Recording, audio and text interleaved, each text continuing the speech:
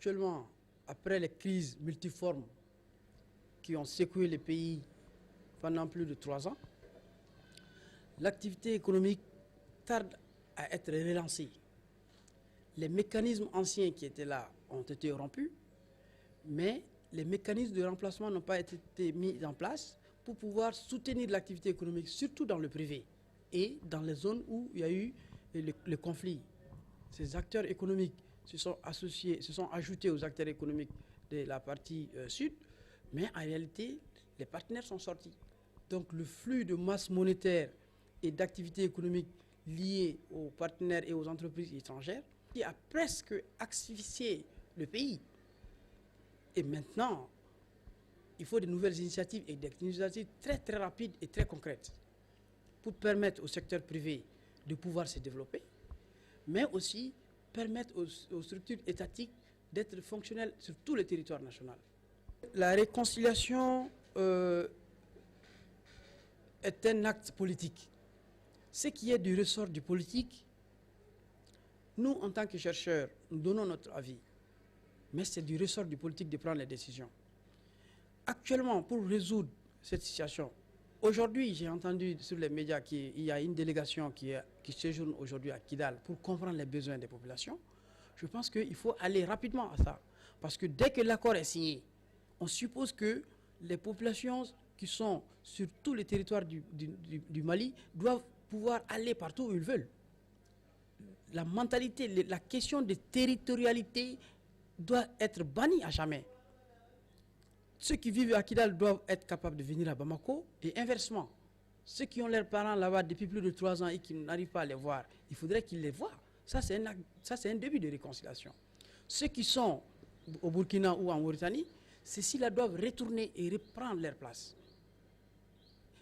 Mettre en place les infrastructures, toutes les infrastructures qui ont été détruites et continuer à mettre en place les infrastructures non seulement au nord et au sud. Mais il faut aller aussi très rapidement sur les questions, n'est-ce pas, d'élections communales et régionales qui ont été reportées, mais cette fois-ci, ça ne doit pas être reporté jusqu'à 6 mois. Sinon, l'élan qui a été pris avant le dernier report, cet élan, quand ça va se casser, ça va être difficile de reprendre. Donc, en janvier ou février ou plus tard, on peut tenir les élections. Alors, il faut tenir les élections communales pour qu'au niveau communal, les partenaires puissent investir au niveau communal. Parce qu'il y a beaucoup de partenaires qui ont arrêté d'investir au niveau des communes parce que les maires sont là, ils ne sont plus dans la légalité, ils sont dans les reports continus. On attend la nouvelle équipe communale et régionale pour pouvoir mettre en place les capitaux et faire redémarrer le système économique. Sans les élections et le redémarrage au niveau des localités et dans toutes les communes, le pays ne pourra pas sentir au niveau macroéconomique. Mais au niveau microéconomique, c'est seulement certaines entreprises qui sont dans les constructions et qui sont dans les autres secteurs ici, qui fonctionnent actuellement, n'est-ce pas, les secteurs de l'alimentaire notamment. Et sinon, à part ça, les autres secteurs sont arrêtés. C'est timide. C'est vraiment très timide parce que qu'est-ce qu'il faut faire? Il faut communiquer. Il faut donner l'information aux partenaires extérieurs et à tous ceux qui sont hors du Mali, n'est-ce pas, sur la bonne information par rapport à la situation au Mali. Parce que quand ceux qui viennent de l'étranger nous disent que nous, on pensait qu'à Bamako, on se cachait. Alors, ce qui se passe tout de suite, les gens pensent que toujours il y a la rébellion et que les gens sont en train de se cacher et qu'on ne peut plus faire des affaires. Donc, cette information doit être portée, n'est-ce pas, à la connaissance de ceux qui doivent venir, n'est-ce pas, nous accompagner dans ce système-là. Et qui ont leurs affaires ici, qui sont pressés de venir d'ailleurs. Mais ils ne savent pas que, n'est-ce pas, l'activité économique, les gens font leurs activités normalement. Donc cette information n'est pas bien connue de l'étranger. Même si je mets la balle à terre, du point de vue pratique, dans chaque famille, le panier de la ménagère, on sait qu'est-ce qui se trouve dans le panier de la ménagère. On sait quelles sont les difficultés du quotidien des Maliens. Donc les revenus que les uns et les autres gagnaient et qui ne gagnent plus depuis un certain temps ont impacté sur toute l'activité de la famille.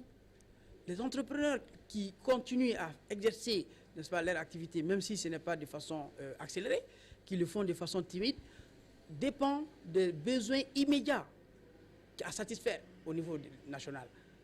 Et certaines entreprises qui ont des marchés, n'est-ce pas, au niveau de la sous-région. Ces entreprises-là fonctionnent normalement. Sinon, les autres entreprises, n'est-ce pas, sont presque arrêtées. Et d'autres sont arrêtés, et puis d'autres sont à la faillite. Ils ont des problèmes de trésorerie, des tensions de trésorerie, des crédits impayés. Voilà. Par rapport à l'entrepreneuriat, le problème fondamental au Mali se trouve au niveau mental. Pour être entrepreneur, il faut avoir l'esprit d'entreprise. Alors que dans notre société, le fondement de notre société est basé sur le socialisme, nous avons l'esprit social.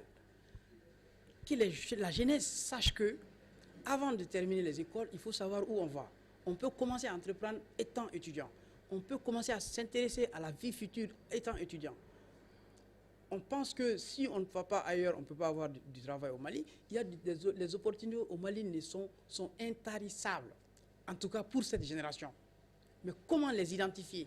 Il suffit juste de s'informer, d'aller à la source au niveau du secteur du privé. Tous ceux qui sont dans le secteur du privé, il y a la bonne information, il y a les bibliothèques, les consultants sont là. Ceux qui sont dans le privé sont organisés par structure. Donc les jeunes cherchent à s'informer, à savoir comment, n'est-ce pas, on peut commencer le domaine de l'entreprise avant de terminer. Et déjà, lorsque vous terminez vos études, votre entreprise fonctionne déjà. Maintenant, compter sur la fonction publique est un acte, n'est-ce pas, négatif pour la jeunesse. Parce que l'acte positif, c'est de chercher à se dire que c'est dans le privé que je peux m'épanouir seul.